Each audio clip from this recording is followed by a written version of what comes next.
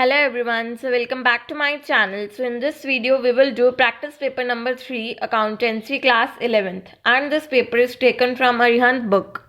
So firstly, if you want to solve this sample paper by yourself, I am providing you link in the description box. By that link you will get PDF of these questions, so you can solve it by yourself. So let's start with the solution. Before starting, I am just telling you the instructions that this paper has 40 questions carrying 1 marks each. All questions are compulsory. Answer the question as per the given instructions. तो बस 40 questions है, 1 marks का एक question है, हमें 40 के 40 questions करने हैं, कोई भी नहीं छोड़ना. And time allowed will be 90 minutes to you. So let's start with the first question.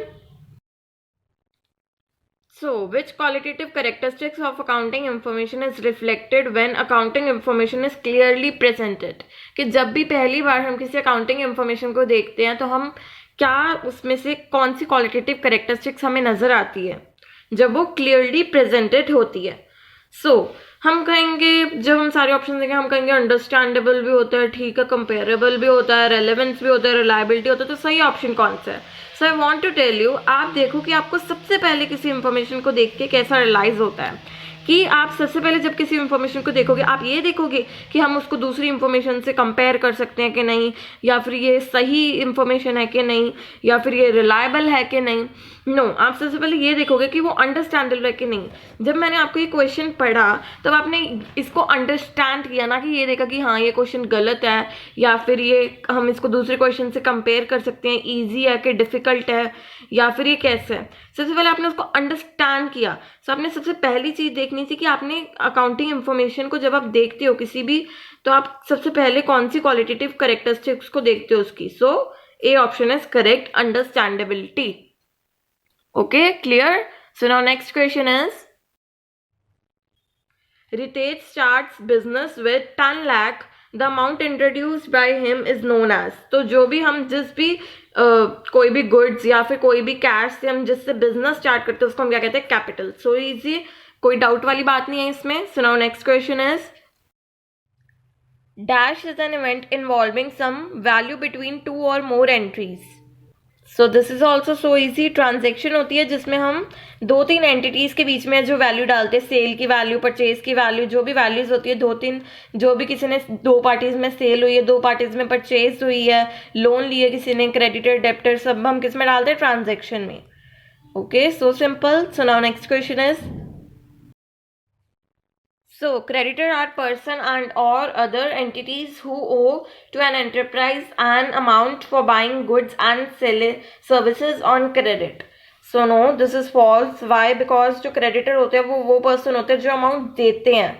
मतलब कि इसमें यहाँ पे डेप्टर्स आना चाहिए था. डेप्टर्स वो पर्सन होते हैं जो अमाउंट लेते हैं कुछ भी बाय या सेल करने के लिए क्रेडिट पे.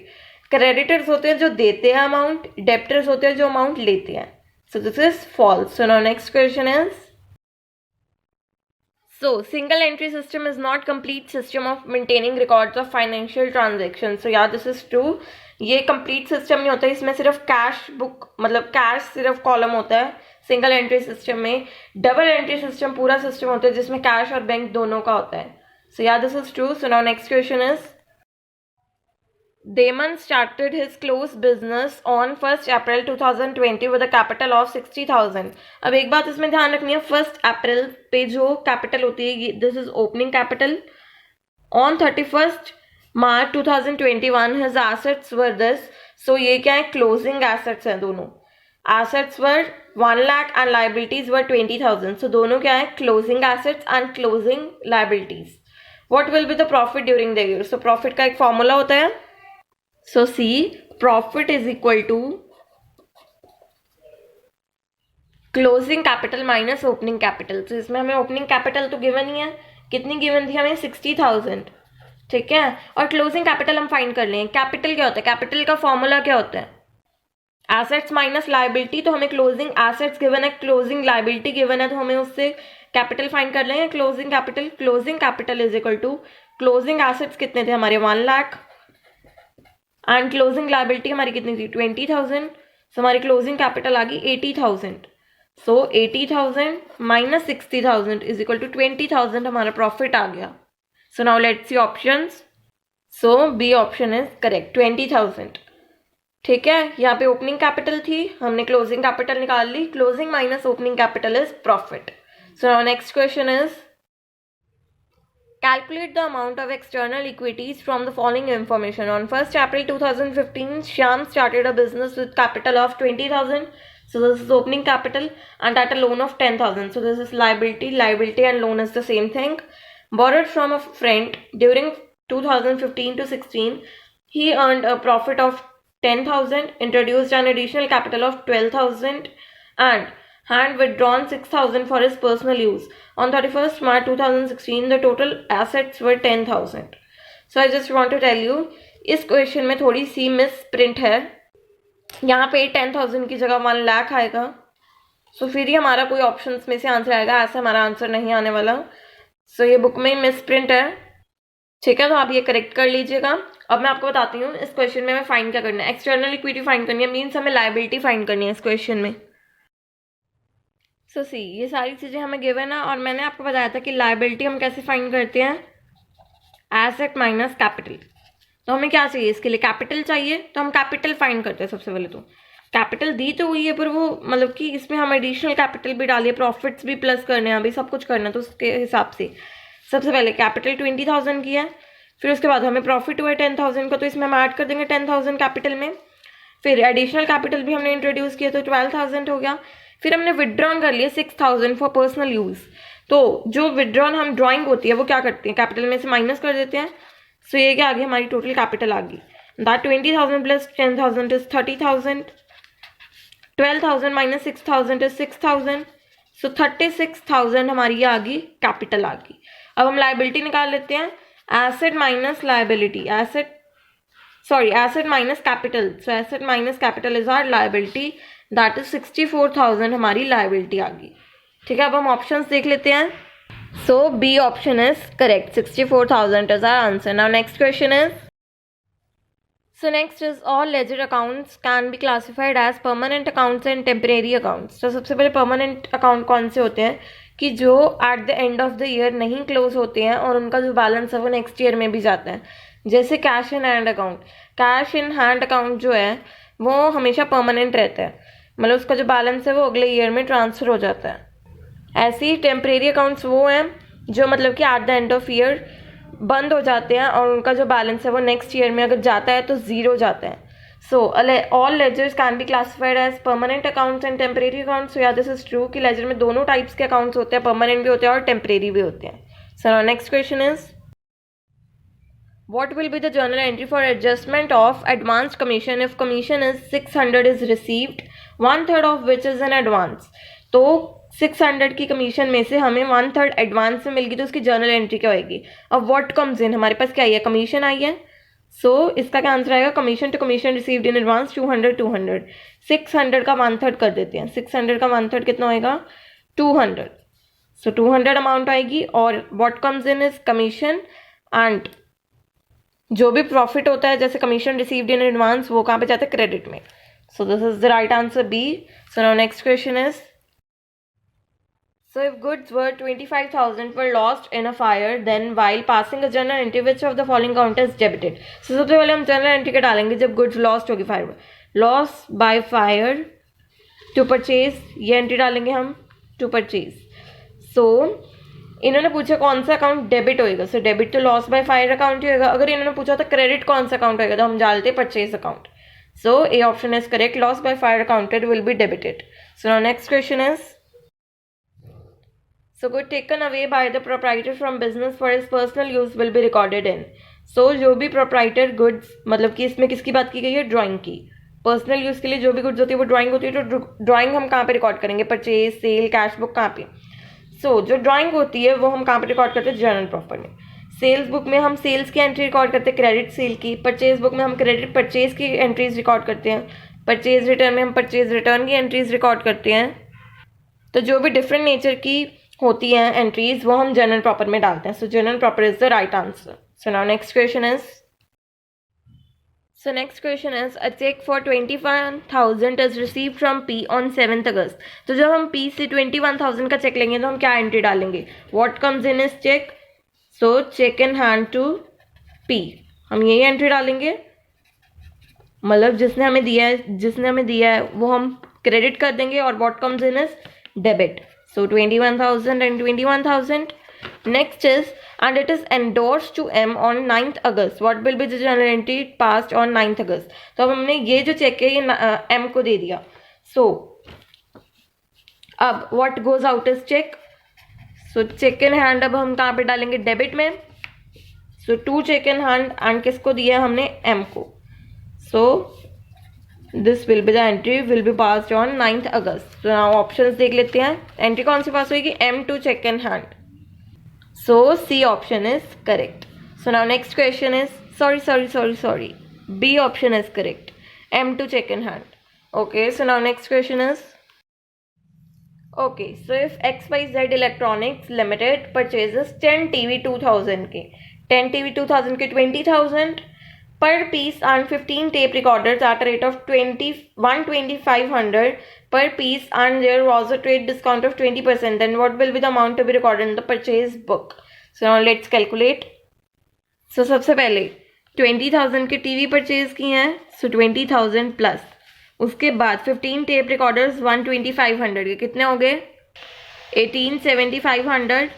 एंड देन इस पे अब हमने क्या किया, इन दोनों को पहले प्लस कर लेते हैं. देन इस पे क्या लगा है? ये हमारा आंसर आ गया प्लस करके. अब इस पे क्या लगा है? ट्रेड डिस्काउंट लगा 20% का. सो इसको कैंसिल आउट कर देते हैं. देन 2752 ज़ा, सो इसका आंसर आ गया 400 1500.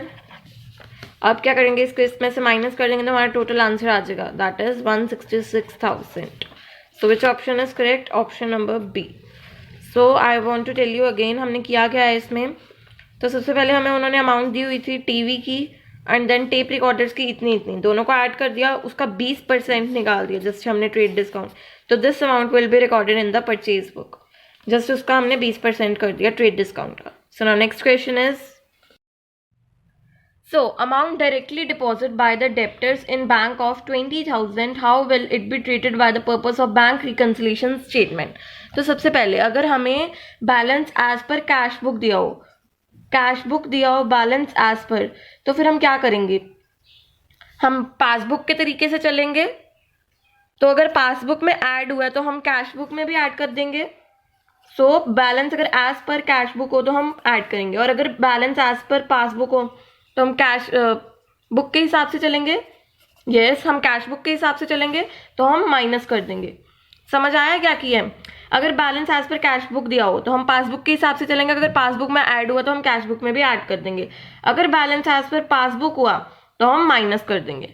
ठीक है, अब ऑप्शंस देख लेते हैं. 20,000 will be deducted from the balance as per cash book. No, अगर balance as per cash book हुआ तो हम प्लस करेंगे.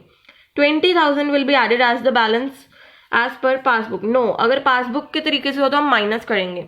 20,000 will be added as the balance as per cash book. So यार दिस इज ट्रू कि अगर cash book का balance दिया हुआ तो हम ऐड कर देंगे. So C option is correct. Now next question is, so next is, the bank passbook of Ryan had an overdraft of 30,000, interest on overdraft was 1,000, insurance premium paid by the bank was 200, what will be the balance as per the cash book? तो हमें balance as per cash book पूछा और हमें किसका balance दिया है? Passbook का. अब इसमें जो बैलेंस है वो ओवरड्राफ्ट है, तो ओवरड्राफ्ट में हम पासबुक के तरीके से ही चलेंगे. अब इंटरेस्ट ऑन ओवरड्राफ्ट क्या होता है? माइनस होता है. पासबुक में से क्या होएगा? Interest on overdraft minus. तो 30,000 minus 1,000 is 29,000. And insurance premium paid by the bank. अब insurance premium paid by bank क्या होगी? 200 माइनस, तो इसमें से भी हम 200 माइनस करेंगे, दैट इज 28,800. बैलेंस क्या था? ओवरड्राफ्ट में था, तो आंसर भी क्या आएगा? ओवरड्राफ्ट में. So C option is correct. 28,800 is our answer. Clear? Now next question is, so next is, a wrong entry on debit side of the passbook will be deducted from the balance as per passbook to reconcile the statements. So yeah, this is false. क्यों? इन्होंने कहा है कि जो passbook में debit side हमने wrong entry डाल दी है. अगर हमें उन्होंने क्वेश्चन में बैलेंस एज पर पासबुक दिया हो तो हम वो डिडक्ट कर देंगे. ये ट्रू कब होता? जब यहाँ पे कैश बुक लिखा होता. अगर यहाँ पे कैश बुक लिखा होता तो ये ट्रू होता, तो अभी ये फॉल्स है. अगर हमें balance as per cash book दिया होता तो ये डिडक्ट होता पासबुक में से. Okay, so answer is false. So now next question is, So a machinery was purchased on 1st April 2019 for 5 lakh, and on 1st October 2019 a machinery is added for 2 lakh. Calculate the balance of machine account if depreciation will be 20% per annum on written down value method for the year ending 31st March 2020. तो इसमें हमें सिर्फ 1 year का depreciation निकालना है, तो written down या फिर स्ट्रेट लाइन कोई मतलब नहीं है दोनों का इसमें. सबसे पहले अमाउंट 5 लाख है, पहले 5 लाख का 20% कर देते हैं, डेप्रिसिएशन निकाल देते हैं. इसकी कितनी आएगी 1 लाख. अब अमाउंट कितनी रहेगी, इसका बैलेंस कितना रह गया 4 लाख. डेप्रिसिएशन हटा के बैलेंस कितना रह गया 4 lakh. Now second amount is 2 lakh, पर 2 लाख पे डेप्रिसिएशन 6 मंथ्स की लगी है. 2 लाख पे डेप्रिसिएशन 6 मंथ्स की लगी, तो क्या कहेंगे इंटू 6/12. नाउ इसको कैंसिल आउट कर लेते हैं. 2 पे 5 पे देन 40,000, 20,000 इसकी डेप्रिसिएशन आ गई. इसका बैलेंस कितना होएगा हमारा 1,80,000. देन हम इन दोनों को ऐड कर देते हैं, कितना आ गया 5,80,000. 5,80,000 हमारा आंसर आ गया. हमने जस्ट क्या किया, दोनों पे डेप्रिसिएशन लगा दी 20% की. इस पे हाफ ईयर की लगेगी, इस पे फुल ईयर की लगेगी, क्योंकि हमने अक्टूबर में परचेज किया तो इस पे हाफ ईयर की लगेगी. ये हमने अप्रैल में परचेज की थी तो इस पे फुल ईयर की लगेगी. ठीक है, इससे हमने आंसर निकाल लिया इसका balance. Now next question is, next is purchase price of a machine is 1,50,000. Instalment charges are 50,000. Residual value is 81,920. The annual depreciation under the straight line method is 29,520. The useful life of the machine is. तो इसके लिए आपको सबसे पहले depreciation निकालने का formula पता होना चाहिए. ये हमारा फॉर्मूला डेप्रिसिएशन फाइंड करने का, cost minus residual value upon number of years. Depreciation हमें गिवन है, मशीनरी की वैल्यू कितनी है, हमने इंस्टॉलमेंट चार्जेस भी ऐड किए हैं इसमें. मशीनरी की वैल्यू होगी 2 लाख. जो कॉस्ट होती है मशीनरी की, उसमें इंस्टॉलमेंट चार्जेस, जितने भी रिपेयर्स एक्सपेंसेस के खर्चे हैं, सब ऐड होते हैं बीच में.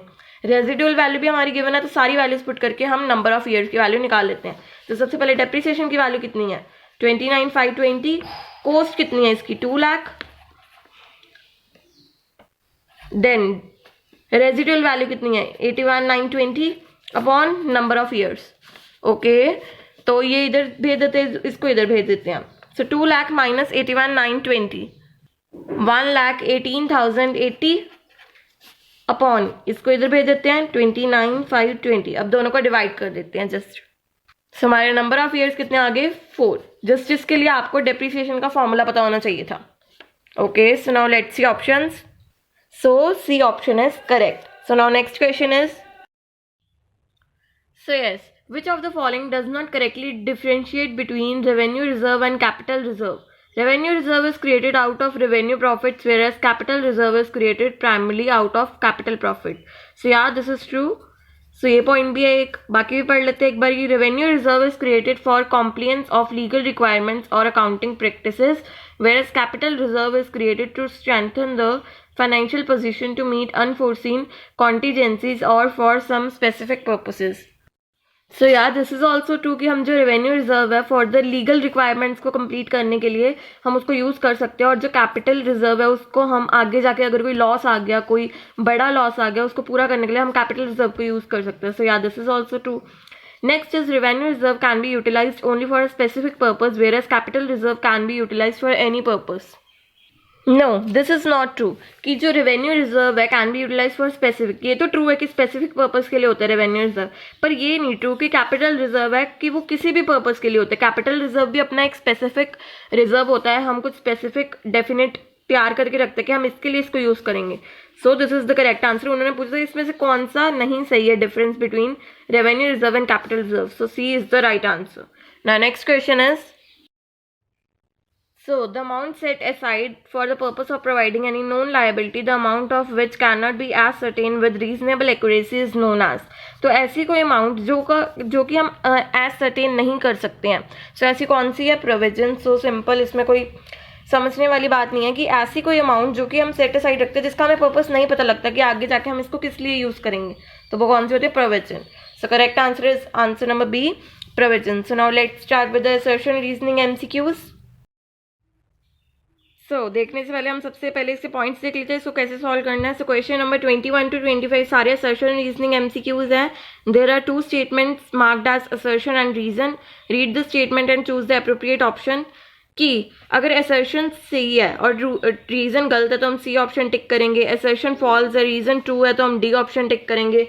अगर दोनों सही है and reason is not the correct explanation of assertion तो हम बी ऑप्शन टिक करेंगे। और अगर दोनों सही हैं और करेक्ट एक्सप्लेनेशन है रीजन असर्शन की तो हम ए ऑप्शन टिक करेंगे। सबके लिए सेम ऑप्शंस हैं। Let's start with the first question. Assertion is cost accounting helps in controlling the cost. तो सबसे पहले ये पता होना चाहिए कॉस्ट अकाउंटिंग क्या होता है। कॉस्ट अकाउंटिंग है वो अकाउंटिंग होती है जिसमें हमें सब प्रोडक्ट्स की कॉस्ट पता होनी चाहिए और हम कॉस्ट को कैसे मिनिमाइज कर सकते हैं वो भी हमें वो दिखाती है। Assertion is cost accounting helps in controlling the cost. या दिस इज ट्रू कि कॉस्ट अकाउंटिंग कॉस्ट को कंट्रोल करने में हेल्प करती है। Next reason is cost accounting assist analysing the expenditure for ascertaining the cost of various product manufactured or services rendered by the firm. So this is also true कि जो cost accounting है वो पहले analyse करती है कि हमारे expenditure कितने और उस पर हमें कितनी कितनी कॉस्ट पड़ रही है पर्टिकुलर प्रोडक्ट की जो कि मैन्युफैक्चर किए जा रहे हैं डिफरेंट सर्विसेज। तो दोनों ट्रू हैं बट दोनों का आपस में कोई रिलेशन नहीं है। इसमें हमें बता रहे हैं कॉस्ट अकाउंटिंग किस में हेल्प करती है और इसमें बता रहे हैं कॉस्ट अकाउंटिंग करती क्या है। सो assertion and reason are true but reason is not the correct explanation of assertion. So B option is right. So now next question is, assertion is effort should not be wasted in recording and presenting facts which are immaterial in the determination of income. So yeah, this is also true कि efforts हम उसमें नहीं waste करने चाहिए जो कि immaterial fact है, गलत fact है, उसको हम show करें अपने accounting में। This is true।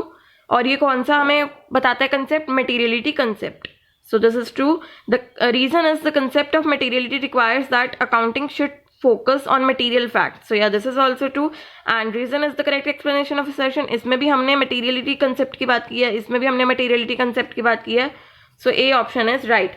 That both assertion and reason are true, but reason is the correct explanation of assertion. Okay, so now next question is,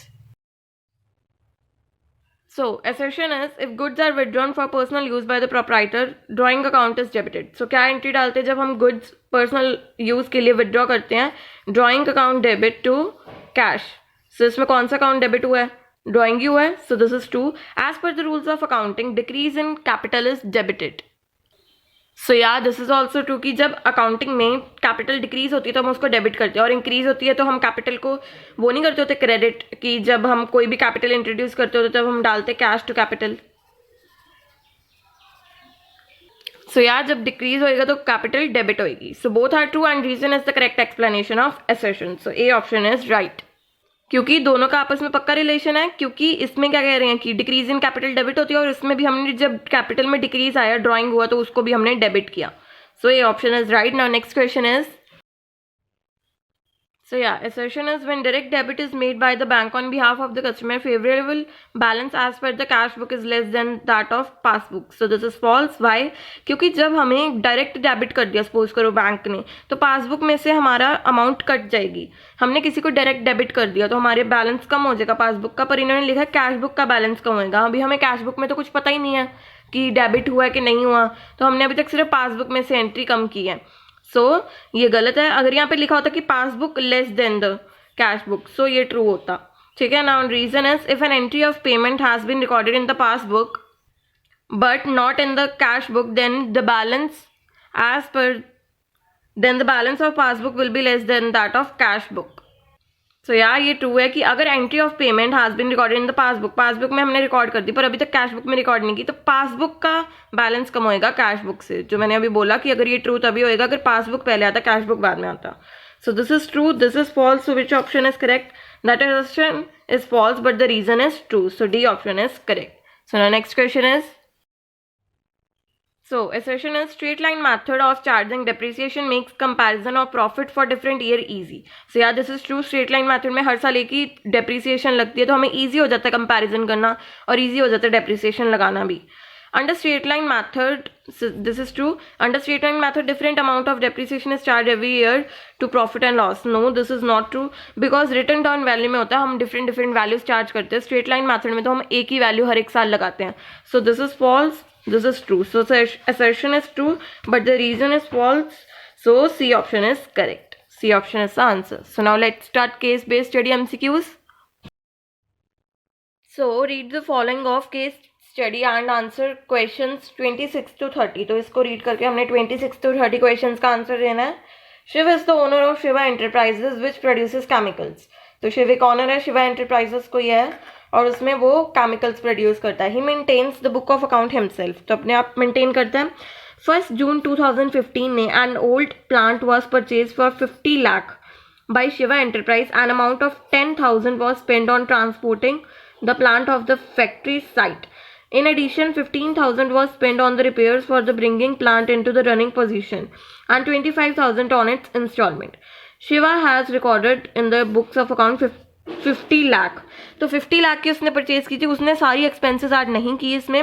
उसने डायरेक्टली 50 लाख ही उसने अपने बुक्स ऑफ अकाउंट में लिख दिया. सो ये तो गलत है. उसको सारी जो एंट्रीज थी मतलब कि जो भी उसके चार्जेस लगे थे इंस्टॉलमेंट चार्जेस सबको ऐड करके उसके पास उसका डालनी चाहिए थी एंट्री, बट उसने पहले ही डाल दी 50 लाख की. Shiva enterprises also known own a building worth 75 lakh whose market value stand at, so जिसकी मार्केट वैल्यू है 95 lakh now. Shiv has recorded the building at the market value. In the year 2021 he changed the method of valuation of stock. तो ये भी उसने गलत किया. Historical concept के अगर हम हिस्टोरिकल कंसेप्ट के साथ जाएं तो हमें मार्केट वैल्यू नहीं रिकॉर्ड करनी चाहिए. जिस वैल्यू पे हमने परचेज किया मशीनरी उसी वैल्यू को रिकॉर्ड करना चाहिए. So this is also wrong. और नेक्स्ट में उसने वैल्यूएशन ऑफ स्टॉक में क्या किया. He change the method of valuation of stock and depreciation for no concrete reason. His closing stock for the year ended March stood at 7 lakh at the cost price and had a market value of 10 lakh. Shiv recorded it at the market value. He also purchased stationery of 1,000 during the year and stock worth 200 is left, which he has recorded as current asset. Shiv's friend Ritesh, who is chartered accountant, happens to visit him when he was finalizing the accounts of his enterprise. Ritesh points out that there are a lot of flaws in recording of transaction by Shiv.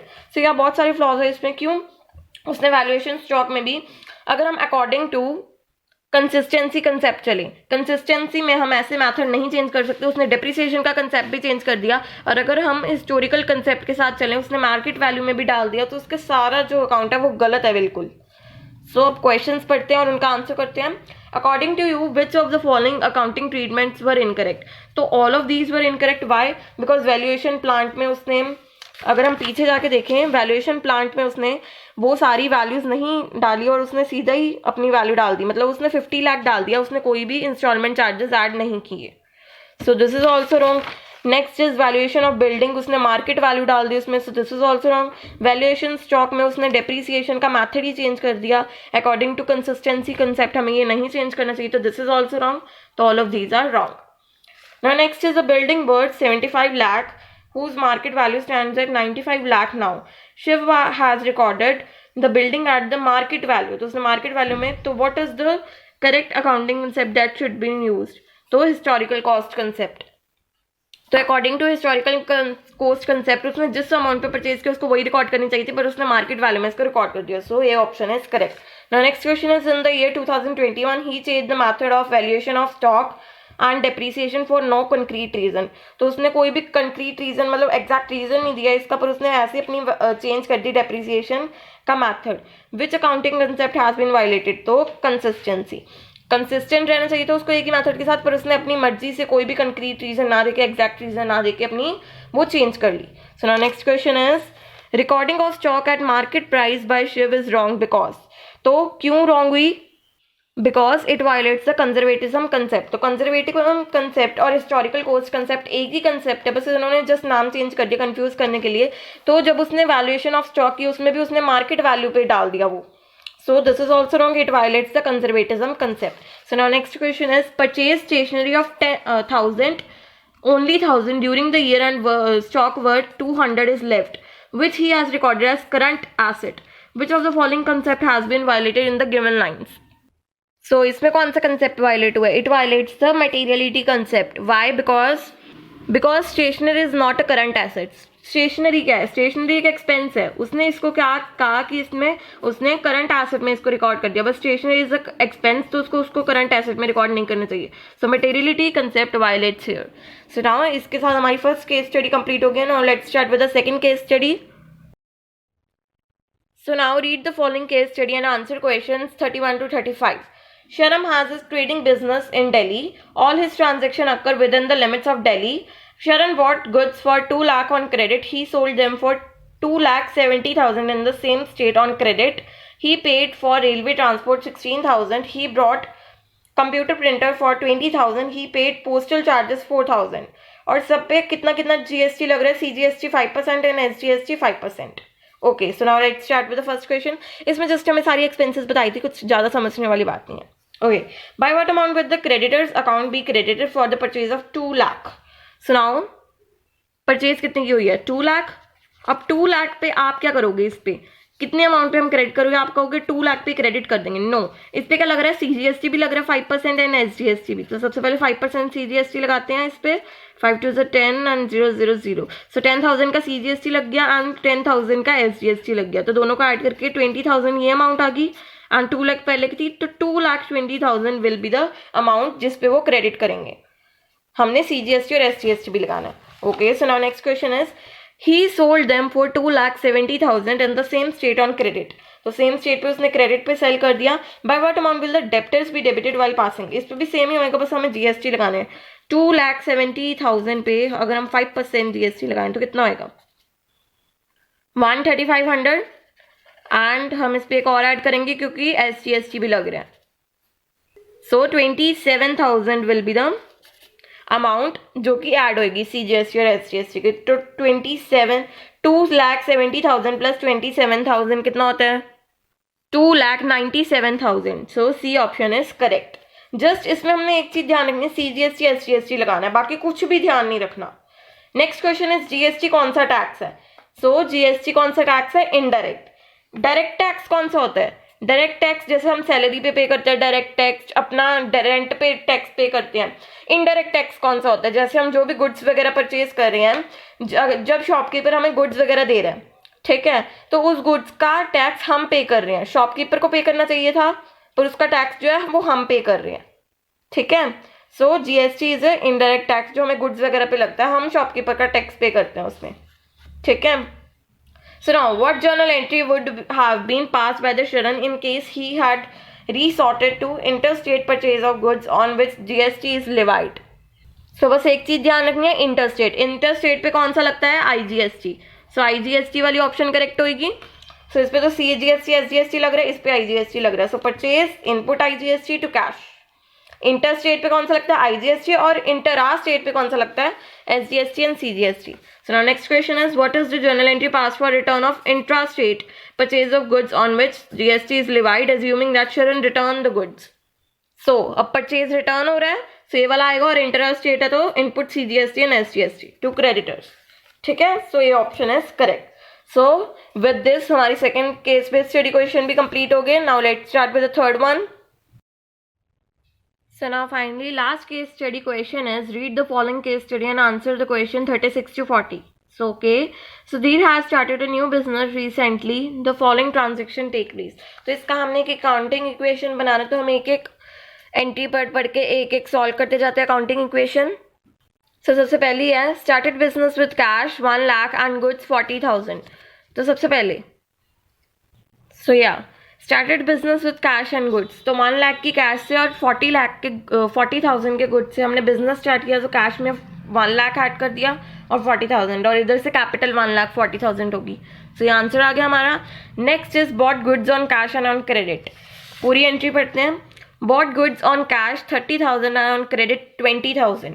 तो 30,000 cash की good line, तो cash कम हो गया 30,000 से और 50,000 का stock बढ़ गया. हमने क्रेडिट पे 20,000 की गुड परचेज की और कैश पे 30,000 की, तो टोटल 50,000 यहाँ से बढ़ गया. और क्रेडिट पे 20,000 की परचेज की, तो लाइबिलिटीज बढ़ गई 20,000 से. सो 1 लाख माइनस 30,000 70,000, यहाँ से ये ऐड हो गया 90,000. 20,000 एंड कैपिटल हमारी 1,40,000. Next entry is goods costing 48,000 sold at a profit of 33 1/3%, that is 100/3% to Pranav, half the payment received in cash. तो क्या किया इसमें, हमने क्या किया 48,000 पे 48,000 का 100/3% कितना होता है 16,000 का हमें प्रॉफिट हो गया. तो प्रॉफिट हमने इसमें ऐड कर दिया और फिर टोटल अमाउंट कितनी होगी हमारी 48,000 प्लस 16,000, 64,000। तो 64,000 की हाफ अमाउंट हमें कैश में मिलगी और हाफ डेप्टर्स में चलेगी। हमने लेनी है हाफ अभी, तो हाफ इसमें चलेगी और स्टॉक हमारा कम हो गया 48,000 से, 16,000 का हमें प्रॉफिट हो गया। सो अब फिर से टोटल अमाउंट हमारी आ गई यहाँ से। Next is purchase furniture for office use 12,000 and for house hold use 8,000। मतलब हमारा 20,000 कैश कम हो गया और फर्नीचर हमने 12,000 का ले लिया, और जो भी हम ड्राइंग करते होते हैं वो हम कैपिटल में से माइनस कर देते होते हैं, तो 8,000 हमने यहाँ से भी माइनस कर दिया। तो फिर से टोटल अमाउंट आ गई। नेक्स्ट हो गया received cash from Pranav 22,500 and allowed him a discount of 500। तो अलाउड हिम डिस्काउंट ऑफ हमारा लॉस ही है एक तरीके का, 500 हम लॉस में से माइनस कर देंगे। हमारी डेप्टर्स कम हो गए हैं 23,000 से, क्योंकि उसने हमें अमाउंट पे कर दी, और 22,500 हमें अमाउंट मिल गई। सो फिर से हमारा टोटल आंसर आ गया। Last entry is creditor of 5,000 accepted 4,000 and allowed a discount of 1,000। तो क्रेडिटर में से 5,000 में से उन्होंने 4,000 एक्सेप्ट कर लिया और हमें 1,000 का डिस्काउंट मिल गया। तो एक तरह का हमारे पास प्रॉफिट ही है वो, तो एक तरीके का हमारे पास प्रॉफिट ही है। तो हमने 1,000 यहाँ पे ऐड कर दिया। हमारे क्रेडिटर कम हो गए बाय 5,000 और हमें 4,000 हमारा कैश कम हो गया। क्रेडिटर बाय 5,000 कम हो गया और हमारा कैश 4,000 कम हो गया और हमें 1,000 का डिस्काउंट मिल गया।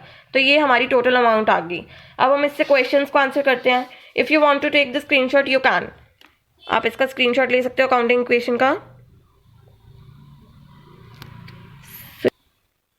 So now let's answer the question. Accounting equation signifies that the asset of a business are always greater than total of its liabilities and capital.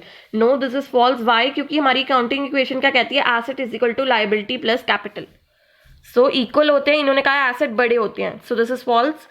Next is which of the following accounting equation will be affected by the statement started business with cash and goods 40,000. तो देख लेते हैं।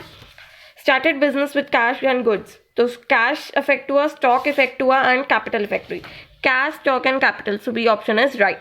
सो now next question is bought goods on cash 30,000 and on credit 20,000, which account will be affected. Asset side पे कौन से account effected हुए? Second में asset side पे कैश इफेक्ट हुआ एंड स्टॉक इफेक्ट हुआ। So D option is right, cash and stock. How will the purchase of furniture be recorded. तो हमने परचेज ऑफ फर्नीचर कैसे रिकॉर्ड की? कैश कम हो गया, फर्नीचर बढ़ गया और कैपिटल भी कम होगी।